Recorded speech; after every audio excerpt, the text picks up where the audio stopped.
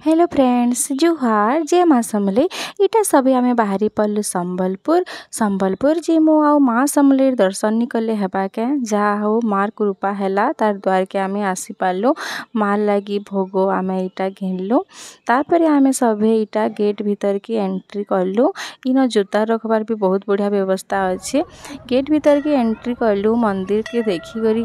तार परिवेश के देखी शांति लागला गोटे आध्यात्मिक भावनाटे पलि आसी जदि मार हाथ आमर मूड उपरे अच्छे तो केते बेले भी आमर किसी अनिष्ट होनी पारे।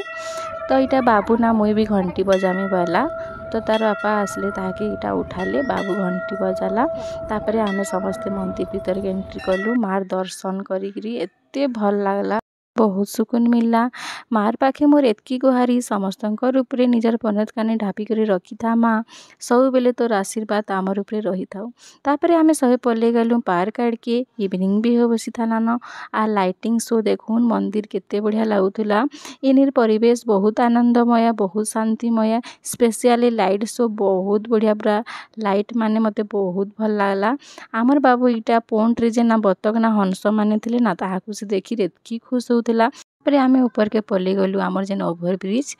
रास्तार दुई साइड के जेन जॉइंट करिछे तापरे बाबू देखि पाला गोटे छोट क्यूट पप्पीटे से देखुन सारे ताके एते गेल कला पूरा एते ताके शोक कला ना नेबाले बहुत रेन करूथुला इटा उपरु देखुन तलके केनता दिसुची तार शोटा देखुन लाइटिंग शो पूरा बहुत मस्त हेछे रोड रो आरो साइड जेन नयतर पैन एते सुंदर लागसी ना देखी करी इन पूरा आसपाली मन नहीं लागोथे तो बुलाबुली करलु और फाइनली बरगढ़ के आमे गुची आलु।